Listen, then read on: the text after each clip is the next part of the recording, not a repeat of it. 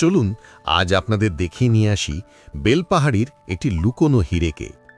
এটি হলো খান্দারিনী জলাধার। এটি বেলপাহাড়ি থেকে মাত্র 11 কিলোমিটার আর ঝাড়গ্রাম শহর থেকে 52 কিলোমিটার দূরে অবস্থিত রয়েছে। নমস্কার, আমি শান্তনু সেনগুপ্ত। আমাদের ট্রাভেল ব্লগ শান্তনুস ট্রাভেল ব্লগে আপনাকে স্বাগত।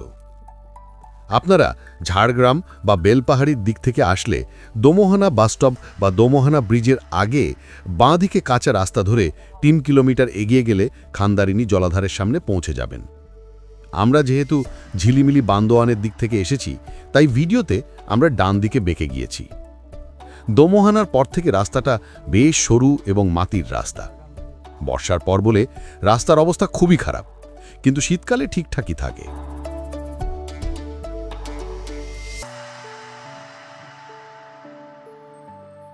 রাস্তার অবস্থা তো আপনারা দেখতেই পাচ্ছেন। সরু রাস্তা, দুপাশে জঙ্গল আর সাথে হালকা ঝিরঝিরে বৃষ্টি পরিবেশটাকে একেবারে মোহময়ী করে তুলেছে।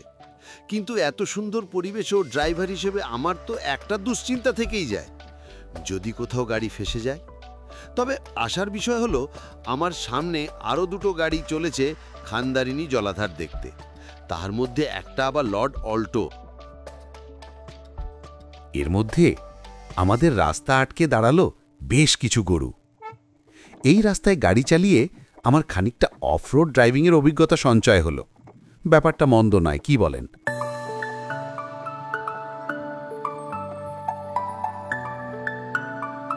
এই রাস্তায় চলতে চলতে গাড়িতে বেশ কয়েকবার খড়খড় আওয়াজ পেলাম। ভয় লাগলো কোথাও নাট খুলে গেল নাকি। নিচে নেমে চেক করতেই বোঝা গেল ওগুলো লাল পাহাড়ির দেশের নুড়ি আর পাথর ছিটকে যাওয়ার আওয়াজ। যাই হোক, চলতে থাকলাম। এরপর গাড়ি একটা গ্রামের ভেতর দিয়ে চলতে থাকলো। সেখানে মনে হলো একটা বাড়ির উঠোন দিয়ে আবার একটা বাগানের ভেতর দিয়ে রাস্তা করা হয়েছে। প্রত্যেকটা বাড়ি বেশ সাজানো গোছানো। কিছু বাড়ি মাটি, আবার কিছু বাড়ি ইটের, কিন্তু তার ওপর মাটির প্রলেপ আর চুনের রং করা।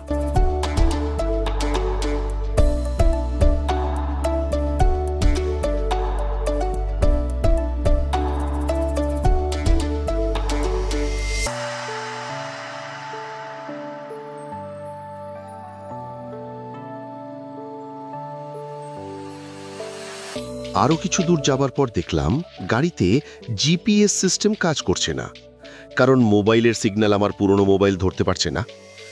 এদিকে সামনের গাড়িটাও এগিয়ে গেছে। অগত্যা চাকার দাগ দেখে এগোতে থাকলাম।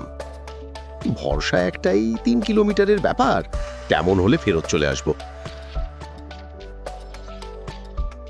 কিছুক্ষণ পরে আবার সামনের গাড়িটা দেখা গেল। বুঝলাম ঠিক রাস্তায় যাচ্ছি।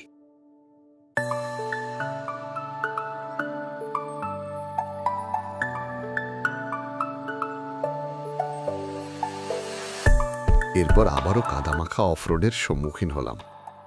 মিনিট 10 এইভাবে কাদা আর দুলনি সহ্য করল বেচারা গাড়িটা।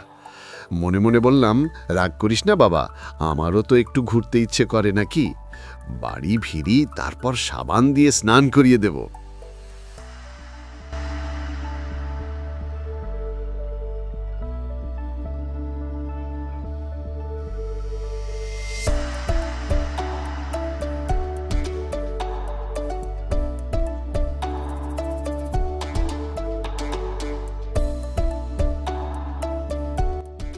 সামনে এলো আঁকাবাঁকা সরু রাস্তা, দুটো গাড়ি সহজে পার হবে না।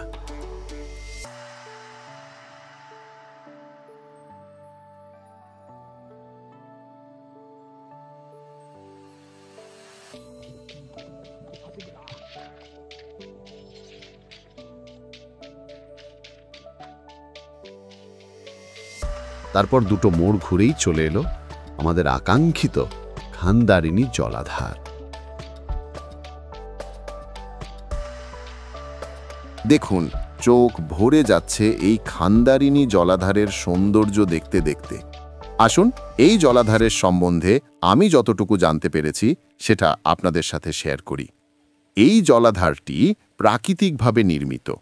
এই জলাধারের পাড়ে সব মিলিয়ে 13টি গ্রাম রয়েছে। তাদের কৃষিকাজের সুবিধার কারণে অনেক দশক আগে 3 দিক বাঁধিয়ে এই জলাধারকে সংরক্ষণ করা হয়। আমরা যে লক গেটের ওপর দাঁড়িয়ে আছে তার উল্টো দিকে আরও 3 কিলোমিটার হাঁটাপথ দূরে খান্দারিনী জলপ্রপাত রয়েছে, যেটি এই জলাধারের উৎস।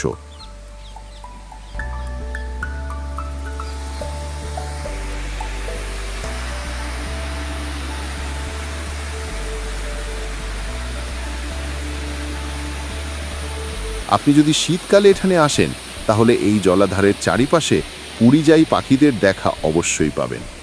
আমরা এখনই প্রচুর পাখির আওয়াজ পাচ্ছিলাম।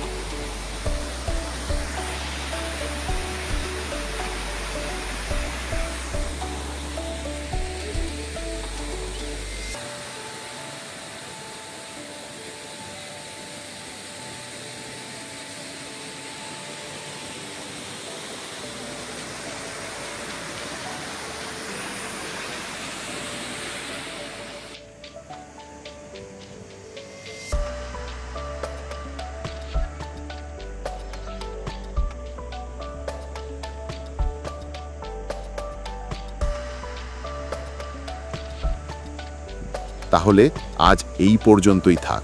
পরবর্তীতে আবার আপনাদের সাথে অন্য কোনো গন্তব্যে দেখা হবে।